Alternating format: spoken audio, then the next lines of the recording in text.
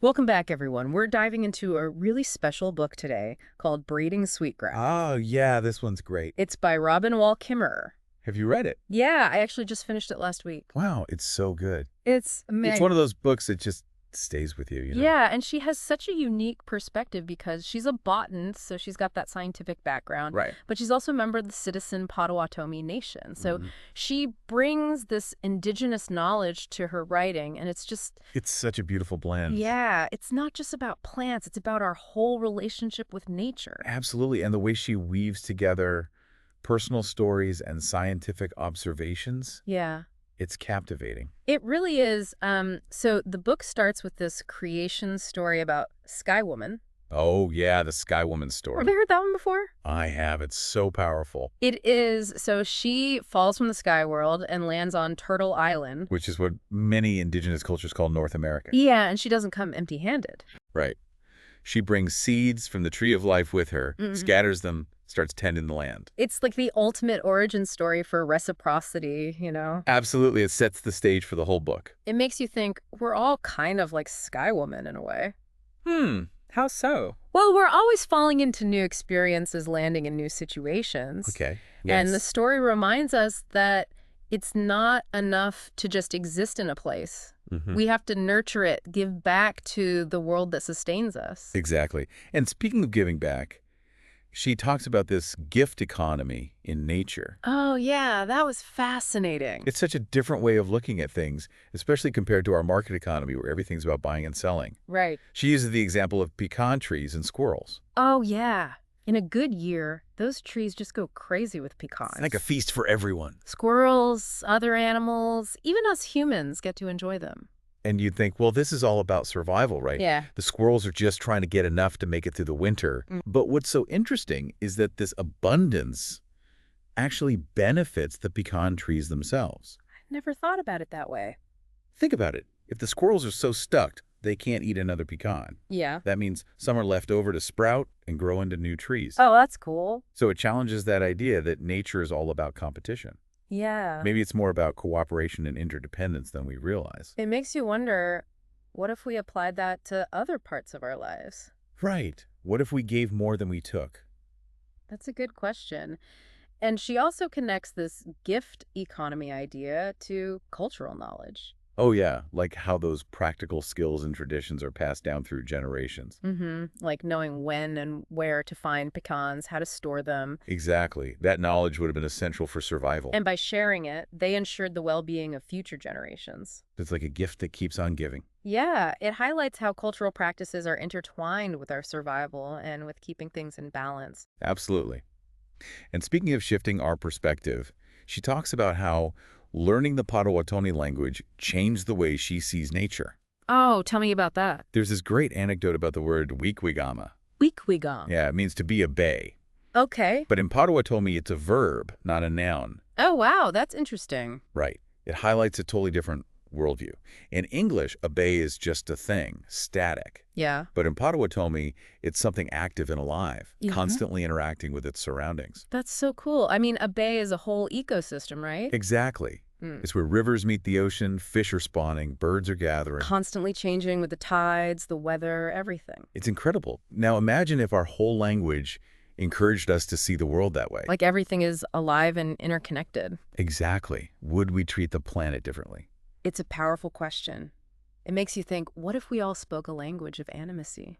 That's a great question. And it leads us to one of the most practical teachings in the book, the honorable harvest. Oh yeah, that one really stuck with me. It's about taking from the earth in a respectful and sustainable way. Like a set of guidelines, Yeah, you take only what you need, make sure there's enough for others. both human and non-human. Exactly. And you Right. think about the long-term health of what you're harvesting. Whether it's a plant or an animal. Right. It's about observing and understanding how to take without disrupting the balance. She talks about offering a gift in return for what you've taken. Oh yeah, that part was really beautiful. It could be a simple thank you, a traditional offering like tobacco, or even participating in restoration efforts. It's like acknowledging that we're receiving a gift, not just taking something. Right. And it's such a contrast to how we often interact with the world today. Like going to the grocery store. Yeah, we just pick up pre-packaged items. Completely disconnected from where it all came from. The honorable harvest Challenges us to think differently about our consumption. To see ourselves as part of this reciprocal relationship with nature. Not just consumers. So instead of what can I take, It becomes, how can I participate in a way that honors these gifts? that's a good way to put it. And to illustrate this idea of reciprocity in nature, she talks about the three sisters: corn, beans, and squash. Oh, classic example of how things can work together for mutual benefit. It's amazing how they support each other, right? You've got the corn stalk for the beans to climb, Then the beans fix nitrogen in the soil, making it richer for everyone. and the squash shades the ground, keeps the moisture in, prevents weeds, It's like a perfect team, and they achieve more together than they could alone. just like a good team. It's not just about survival, it's about thriving. Exactly, and it's a metaphor for how we can thrive in our communities, too. Oh, I see what you mean. Think about the diversity of skills and perspectives. Yeah. When we work together, support each other. We can create something much greater than any individual could on their own. Exactly. And then she brings in this other side of the story, the darker aspects of human nature. Oh yeah, I remember this part. She introduces the Wendigo, right? Yeah, this creature from Anishinaabe stories that represents this insatiable greed and consumption. Always wanting more, never satisfied. It's a bit chilling. It is, All and you right. can see it as a metaphor for the way we've overconsumed and disregarded the planet. It's like a warning. A reminder that our actions have consequences. We can be a force for destruction, just like the Wendigo. And it's not just a mythical creature either. Right. It's reflected in the choices we make every day. Yeah. Do we choose greed and overconsumption, or do we find a way to live in balance and respect for the earth? That's the question we all have to answer. It really feels like we're at a crossroads, like in that prophecy about the seventh fire. The seventh fire. Yeah, it foretells this time of great environmental destruction, kind of where we are now. Yeah, it's hard to ignore. And it says we have a choice to make. A scorched path of exploitation or a green path of wisdom and sustainability. Like, which way do we go from here? Exactly. Well, thankfully, Kimmerer doesn't just leave us with warnings, right? Yeah. She shares her own story of trying to restore her pond. Oh, right. She wanted it to be this perfect swimming spot for her daughters. But it was all choked with algae. Yeah, and at first, she's approaching it like a scientific problem, you know? Like she could just control nature, get it to do what she wanted. Exactly. Yeah. But her attempts to control things were making the problem worse. It's like when my own kids started wanting more independence. Oh, yeah. I had this picture in my head of the perfect childhood, but I had to let go of that. It's hard, isn't it? It is. You want things to go a certain way, but sometimes you just have to trust the process. She actually compares it to paddling a canoe through thick water lilies. Oh, I remember that. You want to keep moving forward, but those tangled stems make it tough. You have to kind of work with them, find a way through. Exactly. And sometimes letting go is the only way to make progress. Whether it's our kids, our need to control nature, whatever it is. It's about finding that balance, working with the natural flow of things. Not forcing a specific outcome. Right. And Kimmerer realized being a good mother wasn't about creating this pristine swimming hole. It was about creating a healthy environment where life could thrive. Even if it wasn't exactly what she'd pictured. Exactly. And that idea of letting go of control, it also applies to knowledge and perception, you know? How so? Well, she talks about how her scientific training led her to see the world in this very compartmentalized way. Breaking everything down, Yeah. analyzing it. Yeah, and while science is powerful, it has its limits. You can't explain everything. Right. There's this story she tells about a plant scientist and an indigenous guide. Oh, I love that story. The scientist is all about identifying and classifying plants. Head down in the textbooks. Meanwhile, the guide is moving through the landscape with this different kind of knowing. More intuitive. And the scientist asks, "How do you know the names of all these plants?" And the guide replies, "Yes, I have learned the names of all the bushes, but I have yet to learn their songs." It's beautiful. Isn't it? It's like there are different ways of knowing, different ways of relating to the world. It's not just about having the scientific name. It's about understanding the plant's story, its role in the ecosystem, its relationships. And those stories are often passed down through generations, not found in a lab.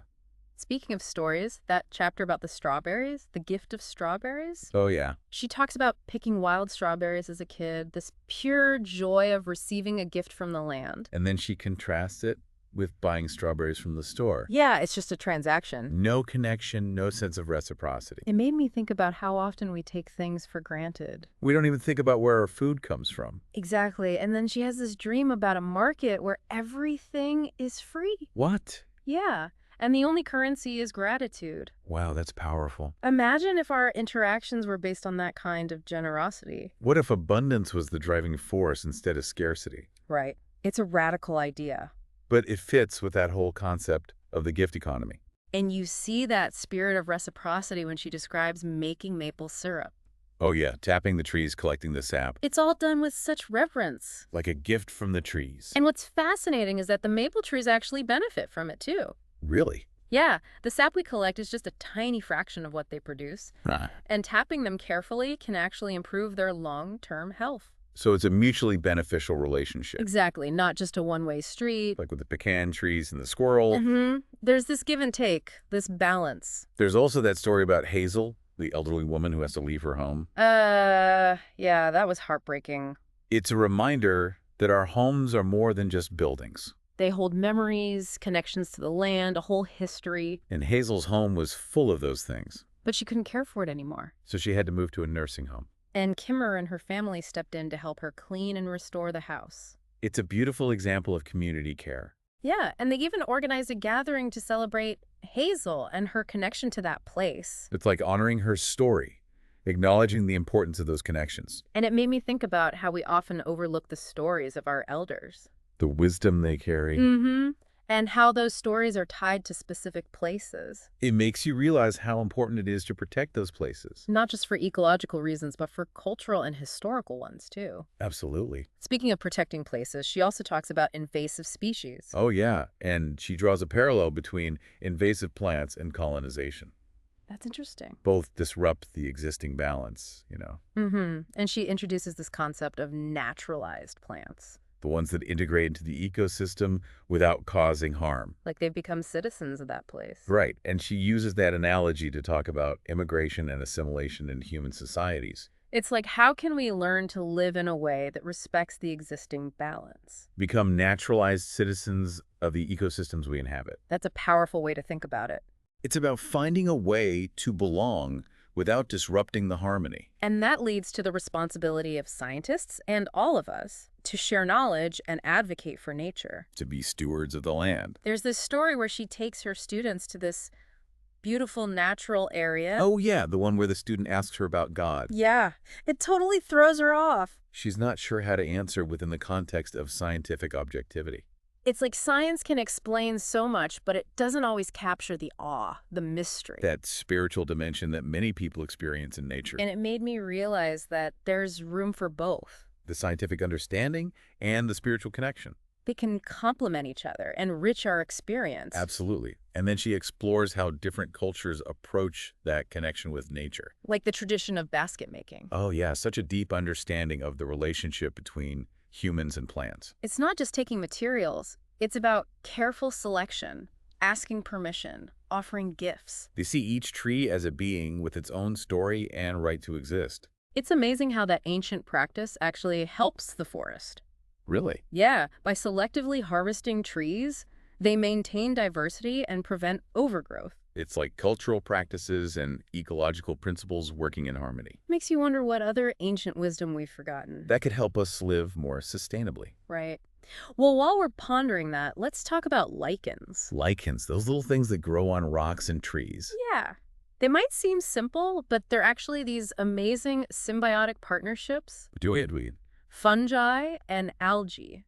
Interesting. And they're so resilient, you find them in all sorts of extreme environments. Like little survivors. They're masters of cooperation. How so? The fungus provides structure and protection. Okay. And the alga uses photosynthesis to create food. So they share resources, support each other. It's like the three sisters all over again, just on a microscopic level. It really highlights that interconnectedness. And because lichens are so sensitive to air pollution, they can act as indicators of environmental health. Like little warning signs. Exactly. If they're struggling, it means something's out of balance. We need to pay attention to those subtle signs. The whispers of the natural world. Now, there's also that story about Franz, the man who dedicates his life to restoring a forest. Oh yeah, the old growth forest. He buys this land that had been clear-cut. And starts this massive project of replanting trees, bringing back the original ecosystem. That's a huge undertaking. It is. He faces all sorts of challenges, invasive species, beavers, you name it. But he perseveres. He does. And what's inspiring is that he sees restoration as more than just planting trees. It's about restoring relationships. Reconnecting with the land, finding a sense of belonging. He understands that we're part of this larger web of life. It's not just about humans, it's about everything. And we have a responsibility to care for that web. To nurture it and protect it for future generations. It's daunting, but stories like his give me hope. Me too. It shows that it's possible. And Kimmerer encourages us to slow down, really notice the beauty and complexity around us, like listening to raindrops in the forest. Oh yeah, she describes how each one sounds different. Depending on what it hits, a leaf, a branch, the moss. It's such a simple observation, but it speaks volumes. About how everything is connected, even something as tiny as a raindrop. And how we're all shaped by our relationships. There's magic in the everyday if we just take the time to notice. And that attentiveness, like really paying attention, it's key when we talk about the honorable harvest. Oh, absolutely. She has a whole chapter about harvesting sweetgrass, that fragrant grass used for braiding and ceremonies. Yeah, I love the smell of sweetgrass. It's amazing, and she's very specific about how to do it right. Like, what are some of the guidelines?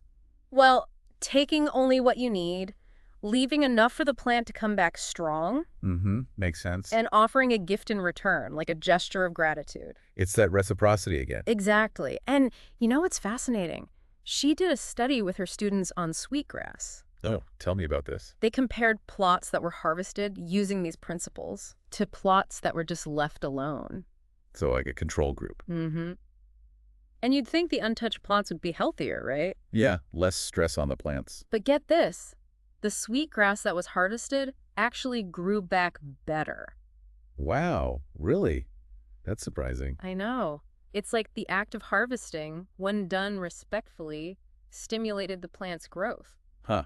So it's not always about hands-off conservation. Right.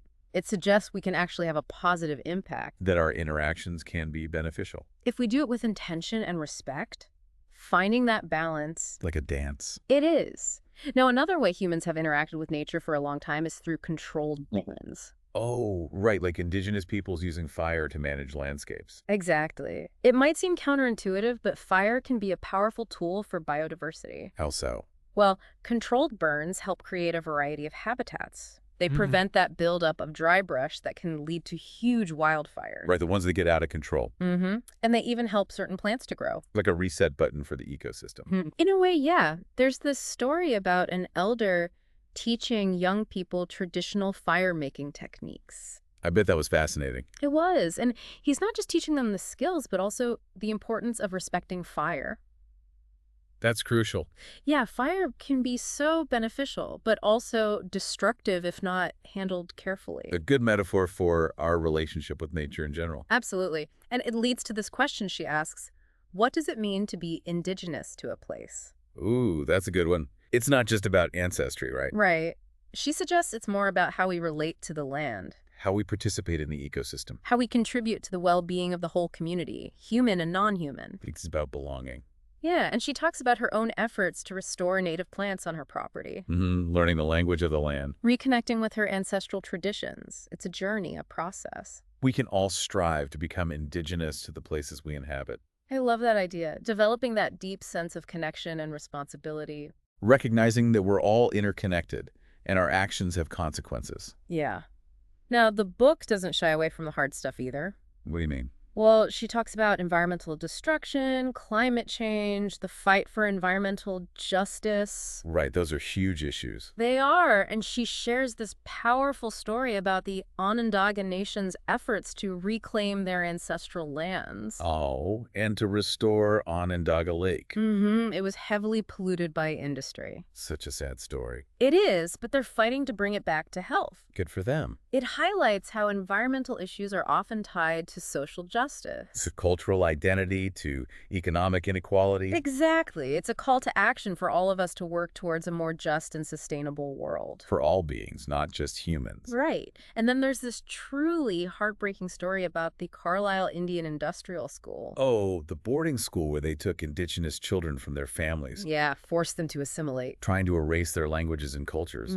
It's a stark reminder of the cultural genocide inflicted on Indigenous peoples. A dark chapter in our history. It is. And Kimmerer's own grandfather was sent to Carlisle as a boy. She talks about how he was forbidden to speak his language. And that loss has impacted generations. Trauma doesn't just disappear. No, it echoes through time. But even amidst that pain, there are stories of resilience.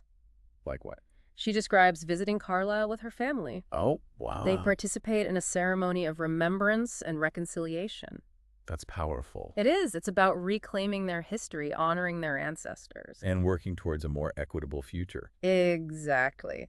Now, even with all these challenges, she ends on a hopeful note. That's good. We need hope. We do. Yeah. She talks about the power of storytelling, passing down traditional knowledge, reconnecting with the wisdom of our ancestors. And the seventh fire prophecy. Right. It predicts that environmental destruction, but it also offers a choice. Between two paths. One leads to further destruction, the other to peace and sustainability. It's empowering, knowing we have a choice. It is. And she believes we're at a crucial turning point. Our decisions today shape the future. Exactly. She urges us to choose the path of healing. To embrace Indigenous wisdom. And work together for a more just and sustainable world. It's collective effort. It is. Well, Braiding Sweetgrass is a powerful book. It really is. It makes you think. It challenges us to rethink our relationship with nature. And with each other. We're part of something bigger than ourselves. We have a responsibility to care for this web of life. It's a call to remember our interconnectedness, to honor the Earth's gifts. To find that balance, that reciprocity. So as you go about your day, think about this. How can you practice the honorable harvest in your own life? What small acts of reverence can you offer in gratitude for the earth? Those are great questions to ponder. Well, that's our deep dive into braiding sweetgrass. Hope you enjoyed it. Thanks for joining us, and we'll see you next time.